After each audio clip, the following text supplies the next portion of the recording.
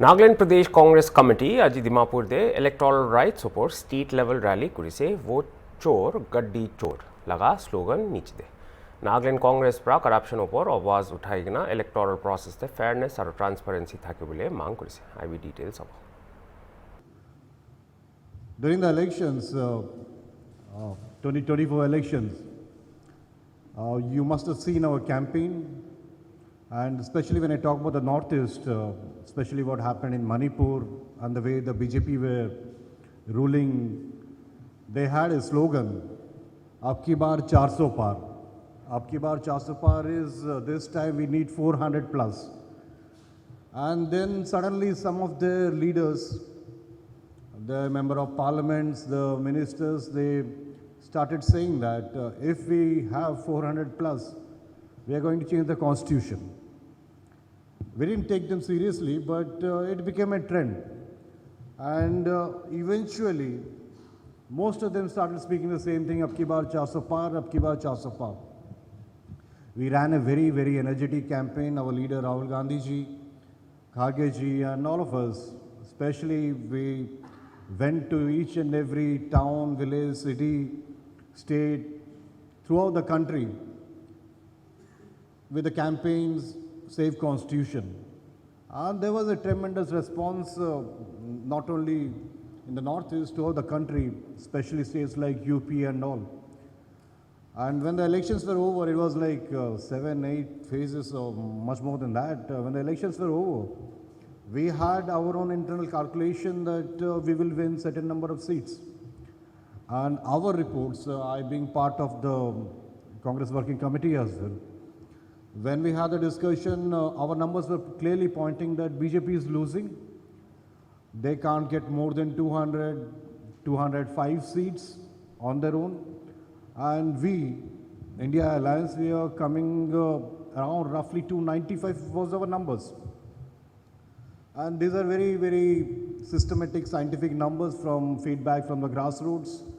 We knew the atmosphere throughout the country, and the exit polls, when it came after the 2024 elections, after the voting, they gave BJP government 350, 360, 370, some, and some given them 400 as well. And finally, the day of the counting, BJP, they were around 240, and with the alliance, post-poll alliance of TDP and Nitish Kumar, they managed to get 293 seats.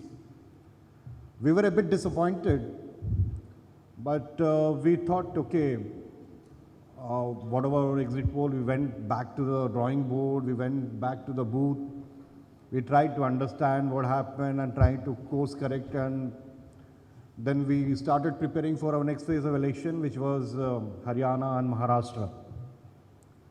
And clearly, all the exit polls, all our internal calculation, they said specifically that we are winning heads up in both Maharashtra and Haryana. And again, when the counting happened, then we lost Haryana and Maharashtra.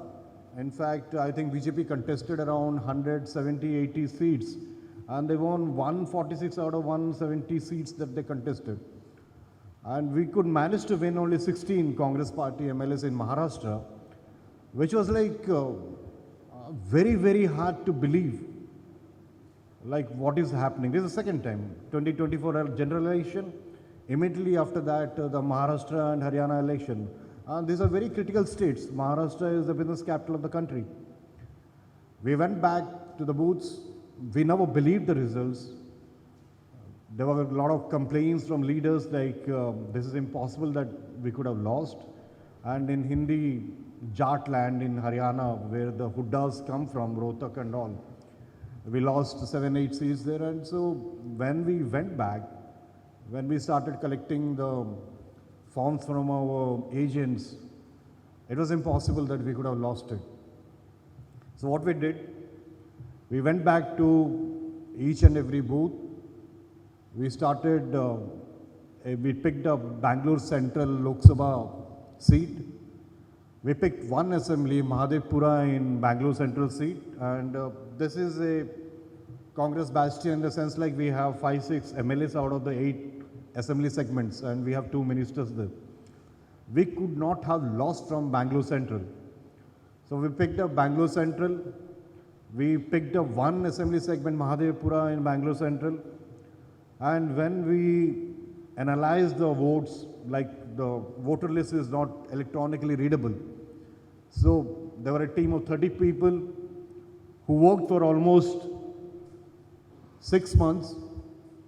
We checked each and every voter name. We checked their photographs, and it was startling. Around 1,02,500 were fake votes or wrong votes, or this is misplaced voters who voted for BJP, and we lost the seat by 32,000 votes. There were voters which were duplicated. There were voters in a house where no one lives, around 80, 85 voters. There were voters registered in a brewery, 63, 65 people in a brewery. They voted. There was a single voter, he voted in Uttar Pradesh, he voted in Maharashtra, he voted in Bangalore. And there was misappropriation of almost 1 lakh voters in one assembly segment in one parliament. And we lost by 32,000 votes. So now when we take this result and go back to 2024 elections, picture starts revealing that something else has happened. We have not lost. And when Narendra Modi and Amit Shah, they say that they will rule till 2047, till the next 40, 50 years, this is how they're planning to rule.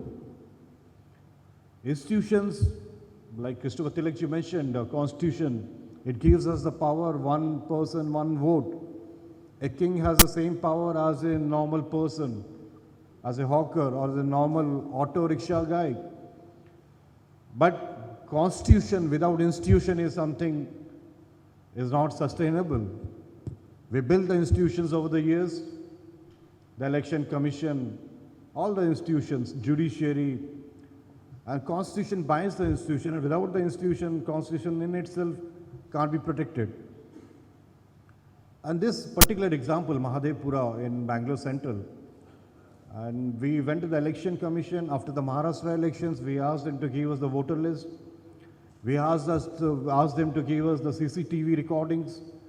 When we asked to give the CCTV recordings, immediately the law was changed where they say that CCTV recordings can't be given to the people.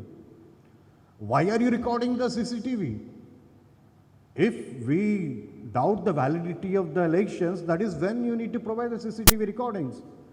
Otherwise, why are you recording the CCTV cameras? And surprising, the ECI person, Gyanesh Kumar ji, ECI, he said, क्या मैं अपनी माँओं और बहनों का CCTV recording देश के सामने निरहुवर कर लूँगा? That can I expose my mothers and sisters in front of the world by revealing the CCTV recordings? When the credibility of the Election Commission is being questioned, it is the responsibility of the Election Commission to ensure that the credibility is restored by providing all the details that people questioning them ask. They're not providing us the CCTV recordings. They're not providing us electronically readable voter list. They are not accepting that there's an issue with the voter list. And now when we come back, you see, why are so many phases of elections happening? Initially, we used to think that Narendra Modi wanted to campaign in each and every phase. That's the reason they're doing it. That's our political thought. But now what we are finding it out is that they want people to vote in phase 1, go to other state, vote in phase 2, go to other state, vote in phase 3, and so on. This is the only reason why the election is going for 4 months, a general election, that too with EVMs. This has been happening, and our leader, Sri Rahul Gandhi ji, has exposed the Election Commission through his press conference, which you might have seen that. We started after the press conference, Zamir ji is with me, your Honorable MP. Each and every day we used to protest. And you know, for what we used to protest? We used to protest to have a discussion in Parliament on this particular electoral fraud, the special intensive review which they are doing in Bihar. Around 65,000 voters have been deleted, saying that they are not from the country. They are saying the Aadhaar card can't be taken into consideration to make them the voter of the country. And this 65,000 people, when we do a cross-check, do you know who they are? They are the marginalized, they are the tribals, they are the Dalits, they are the poor people, and they are the voters of Congress Party, the Congress Party alliance, the Yadavs. And this is unfair. And they mention that people are dead. And the same people who are dead, they are having tea with our leader Rahul Gandhi ji in 10 Janpad. What else will be exposed? So we wanted to have a discussion in Parliament. They're not ready to have a discussion in the Parliament, which is the largest panchayat in the world, in the country, in the world. If we are elected as a member of Parliament, we don't go to the Parliament to discuss such issues which concerns us, then what is the use of Parliament? Is it only to pass bills? And they never agreed to our request for having discussion. So every day we protested. The whole session was washed out because the government, they're arrogant. They don't want to have discussion on such important thing as vote chori, which we're alleging. And in the din of the House, they passed bills where Amit Shah, he came up with a bill like if any Prime Minister, Chief Minister or Minister, if he's arrested for 30 days, automatically on the 31st day, he'll be removed from his post. We don't have issues with such noble ideas. But the issue is ED, CBI, IT, income tax, they've captured the institutes. The first thing they will do when they bring this law, they will arrest Mamata Banerjee, they will arrest Hemant Soren, they have done it in the past, they have arrested Arvind Kejriwal, and the ED, you don't get bail for 6 months, 1 year, because the law says that the onus of proving you're innocent is with the person. In normal IPC cases, you're innocent till proved guilty. In ED cases, PMLA cases, the onus, if there is one iota of doubt that you are not guilty, then the court won't give you bail. And the ED, 95% of the cases the ED has done over the last 10 years is against the opposition. The conviction rate is a minimum 1% or 2%. This is a tool to harass the opposition, just to arrest them, keep them in jail for 1.5 years, 2 years, without no conviction, and topple popularly elected governments. This ploy, this is fascism, autocracy, and for this, the Congress Party is hitting the streets. Our leader, Sri Rahul Gandhi, is doing a 15 days Padyatra in Bihar, and wonderful crowd. Lot of people thronging the streets, coming to see. And this, if you look at social media, Instagram, WhatsApp, YouTube, Twitter, Facebook, the whole country has now awakened. Our leader Rahul Gandhi is much more popular than Narendra Modi. And things are turning, and we assure you that this fight, in phase 1 we fought in Parliament, your Honorable MP Zamir ji, me, and India has around 230 odd members of Parliament in Lok Sabha and much more in Rajya Sabha. We fought in Parliament. Now we are coming to the streets. We are having this mega vote Chor, Gaddi Chhod state level rallies till September 1st. Post that, you will have to go to each and every panchayat, each and every booth, each and every village, get a signature campaign from the people, tell them whatever I have said, do a signature campaign, and around 5,600 signatures will submit to the ED. This has come from the people. So our fight is not only on media or in the TV studios, our fight is on the streets. Now at the state level, we'll go to the streets. We'll ensure that our constitution is protected. Our constitution gave us 371A, which is for Nagaland. And definitely, if we don't protect our constitution, whatever rights we have, whatever privileges we have, whatever facilities we have, everything will be taken away by this Narendra Modi-led government. Because they don't believe in constitution, it was RSS, the mother party of BJP, which burned pieces of constitution in 1948. It was RSS, the ideology of which killed Mahatma Gandhi ji. It was RSS till 1992. They didn't hoist the Indian national flag in their offices. And they tell us to give a certificate on nationality and our patriotism. We have known this. This fight is political now, but eventually this will turn into a mass movement. They don't care about constitution. Their vice president, Jagdeep Dhankarji, he accepted a motion of impeachment of a judge in Supreme Court, and within 3 hours he was sacked. This happens with the vice president of the country. Just imagine, because they wanted to send a message to the people, to their leaders, that Narendra Modi is the number one and he is the number one, nothing can go above him. He was sacked unceremoniously. We don't know where he is, the vice president. He used to be so vocal in the floor of the house in Rajya Sabha. He used to say that I'm a proud RSS guy. He used to taunt Congress leader Mallikarjun Kharge ji. He never used to give space to us. He was a pro-RSS guy, but because he made a mistake, he forgot to ask his master Narendra Modi that can I introduce a motion with the vice president, the chairman of Rajya Sabha. He was sacked unceremoniously, and I don't know if he's all right or not, because he's incommunicado for the last 1.5, 2 months. No one knows where he is. No one knows if he's okay. Where has he gone? The vice president election is coming up.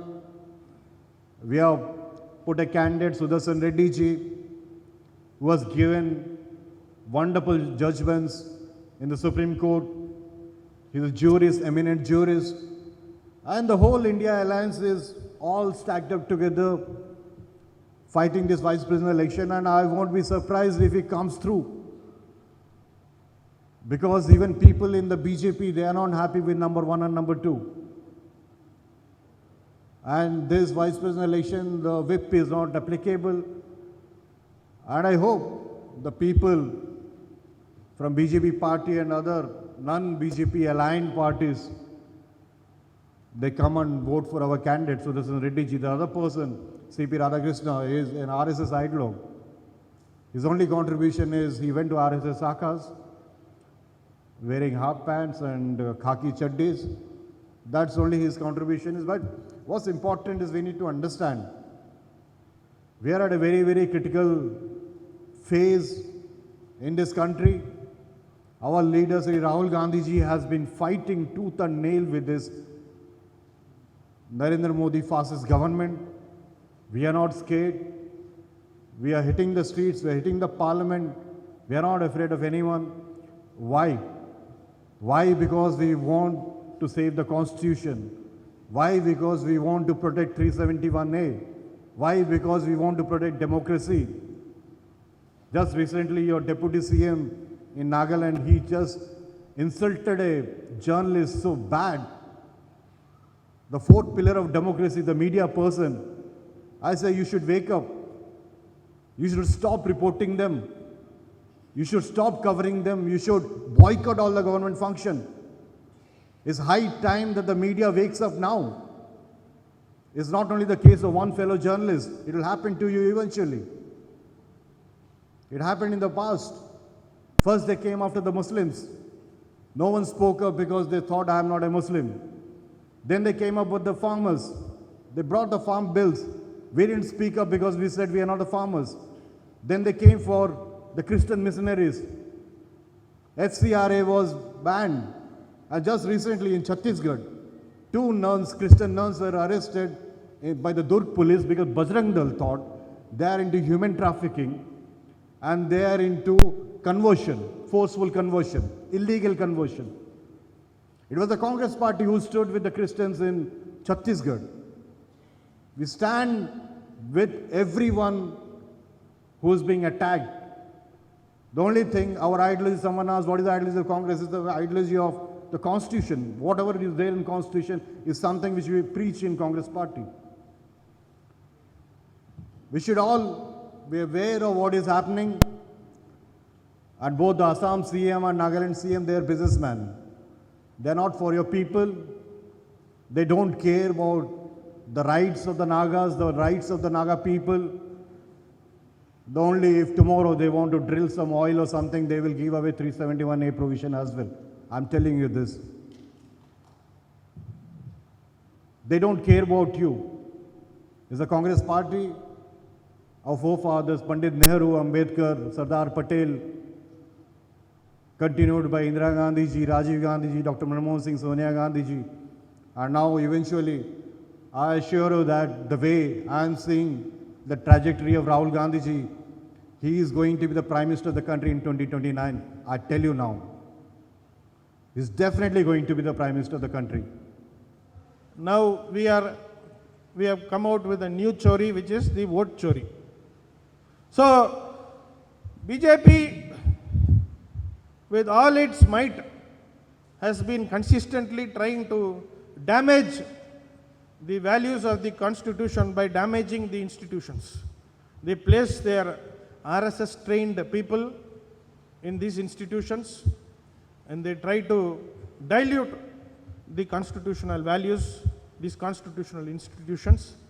And today, people have started losing hope on these institutions. Dear brothers and sisters, in many parts of this country, when we were talking about save the Constitution, people were taking it lightly, particularly the youngsters. But after this episode of vote chori, after Rahul ji very clearly demonstrated how systematically institutional corruption is happening, institutionally how votes are being taken off from our pocket, the youngsters are little bit scared now. The youngsters in many states are curious to find out what is happening to their voting rights.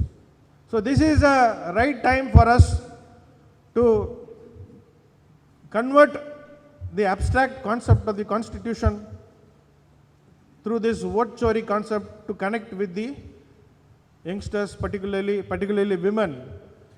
And we have to educate, organize and agitate, as Ambedkar has said. Now this is the time for us to educate the people of Nagaland. Today is the day where we gather here to rectify and to claim the rights of our own individuals. We have the Constitution of India has given us one the special personal rights that is a precious wood for all of us. Now, the precious woods, which it is supposed to be the sole authority of each and every one of us, is under the regime of the Modi government started threatening all the voters. And not only the threatening the voters, but they have started taking away the rights, excluding the rights of the individual's votes, and the all focus votes, again, they are trying to cheat. They're trying to take over. Now, in the country, to allow the persons to represent us or to make a lawmaker of the country, it is not the person alone who is elected, but it is the joint effort of all of us. Because of our precious vote, we are sending to the Assembly, we are sending our members to the Parliament, and with your precious vote, the legislations used to be done in Parliament as well as in the State Assembly. But even that right, which is constitutional provided to us, Modi government don't want to give us the rights. So today we gather here to fight, to voice to preserve, to protect our precious votes. And we are determined to go ahead, led by our leaders, LOB, and the LOB and the Rajya Sabha, and our in charge. We have been pleading to the Speaker to give a time to discuss about SIR and whatever the manipulation has done by the Election Commission, working hand in glove with the BJP government. But Modi government is not willing to give us the time, which complies that Modi government don't consider us, all of us. And the Modi government, the BJP-led government is ignoring our voting rights.